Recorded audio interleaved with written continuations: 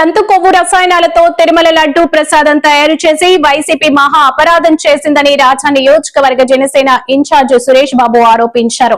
ఈ మేరకు బుధవారం రాజ్యంలోని జనసేన కార్యాలయంలో మీడియా సమావేశం నిర్వహించారు. నమస్కారాలు తెలియజేస్తున్నాను.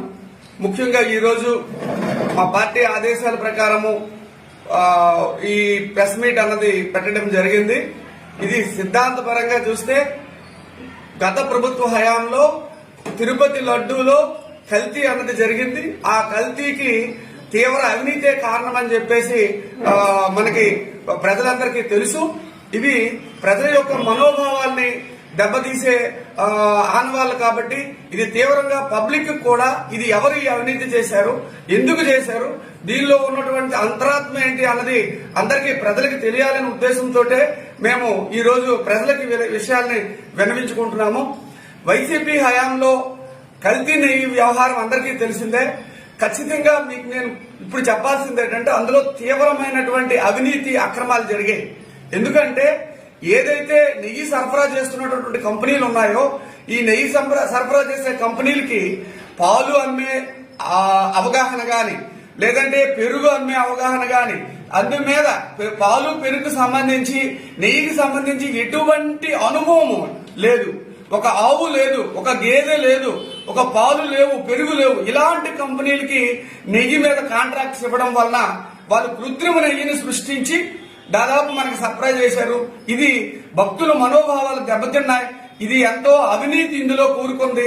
వాటికి ఆ కంపెనీలకి కాంట్రాక్ట్ ఇచ్చే క్రమంలో చాలా పెద్ద అవినీతి ఇందులో కూరుకుపోయింది. ఎందుకంటే 1,61,00,000 కల్తీ నెయ్యి ఆ 2019-24 సంవత్సరంలో తిరుపతికి సప్లై చేస్తే అందులో సుమారు 61 లక్షల నెయ్యి అన్నది కృత్రిమ నెయ్యి. కృత్రిమ నెయ్యి అంటే ఏంటంటే మోనోగ్లిజరైడ్స్ లేదంటే లాక్టిక్ యాసిడ్, మోనోటిక్ యాసిడ్, తర్వాత పామాయిల్ యాసిడ్, జంతు క్రొవ్వులు కలిసినటువంటి కృత్రిమంగా అందులో ఒక్క చుక్క కూడా నెయ్యి అన్న కాన్సెప్ట్ లేదు. అంతా కూడా కృత్రిమ నెయ్యిని సృష్టించి మొత్తము ఈ భక్తులకి అవినీతి కోపంలో కూరుకుపోయి ఇప్పుడు పవన్ కళ్యాణ్ గారు అదే విషయాన్ని స్టాండ్ తీసుకొని మాట్లాడుతూ ఉంటే పవన్ కళ్యాణ్ గారిని విమర్శించడం జరుగుతోంది వైసీపీ ప్రభుత్వం వారు. ఇప్పటికైనా వైసీపీ ప్రభుత్వం వారికి, వైసీపీ నాయకులకి నేను ఒక విన్నవించుకుంటున్నాను, ఒక కోరిక కోరుతున్నాను. ఏమిటంటే అయ్యా, మీరు భక్తుల మనోభావాల మీద దెబ్బతీసే వ్యాపారాలు చేయకండి. అవినీతి మీరు ఎక్కడైనా చేయండి, చేసుకోండి. మీరు ఈ భక్తులు ఎంతో నమ్మకంతో తిరుపతి వెళ్తే మాకు పాపాలు పోతాయి, పుణ్యాలు వస్తాయి, మాకు మంచి జరుగుతుంది అని ఆ ప్రసాదం తింటే ఎంతో ఉత్తమమైనది, ఈ ప్రసాదం తింటే మా పాపాలు నశించిపోతాయి అనే నమ్మకంతో వెళ్తుంటే ఇందులో జంతు కొవ్వులు గాని పంది కొవ్వులు గాని కలిపి మీరు వ్యాపారం చేస్తే ఇది భక్తులు రేపొద్దున్న దేవుణ్ణి ఎంతో ఇష్టంగా కొలిసే దేవుణ్ణి కూడా మీరు అనుమానించాల్సిన పరిస్థితి వస్తుంది. కాబట్టి మీరు తప్పు చేశారు, ఆ తప్పుని ఇప్పటికైనా నిజాయితీగా ఒప్పుకోండి. ఆ నిజాయితీగా ఒప్పుకుంటే మీకు దేవుడు మిమ్మల్ని కూడా క్షమిస్తాడు, మీకు కూడా మంచి జరగాలని మేము మా తరఫు నుంచి కూడా మేము దేవుణ్ణి ప్రార్థిస్తాం. మీరు ఎలాగున్నదంటే తప్పు చేసి దొంగ అంటే ఏదో భుజాలు తడుకునేటట్టుగా మీరు ఒక విషయాన్ని మీరు ఇచ్చేసి మొన్న సకల శాఖ మంత్రి గారు సజ్జల రామకృష్ణారెడ్డి గారు చెప్పారు, పూర్వకాలం సకల శాఖ మంత్రి. ఆయన ఏమంటారంటే కొద్ది కల్తీ జరగవచ్చంట. అంత అవసరం ఉందండి?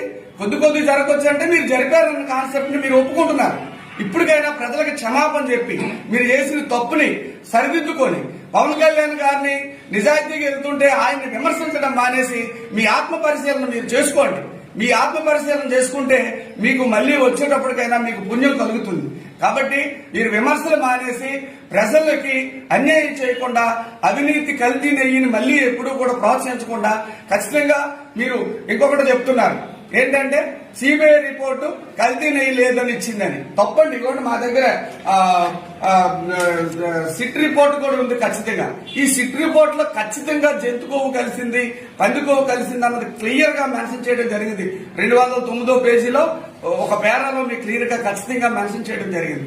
ఇలాంటి ఆధారాలు ఉంటున్నప్పుడు కూడా మీకు సిబిఐ క్లీన్ చిట్ ఇచ్చింది, సిట్ క్లీన్ చిట్ ఇచ్చింది, మేము శుద్ధిగా బయటకు వచ్చాము అని తప్పుడు ప్రచారాలు మానేసి ఇప్పటికైనా కానీ మీరు ఆత్మ పరిశీలన చేసుకుని ప్రజలందరికీ క్షమాపణ చెప్పి, పవన్ కళ్యాణ్ గారికి కూడా క్షమాపణ చెప్పి మీ తప్పును ఒప్పుకోండి, దేవుడు కూడా మీకు క్షమిస్తాడని చెప్పి మేము ఈ పత్రికా ముఖంగా మీకు అందరికీ, ప్రజలకి, మీకు కూడా నేను తెలియజేస్తున్నాను.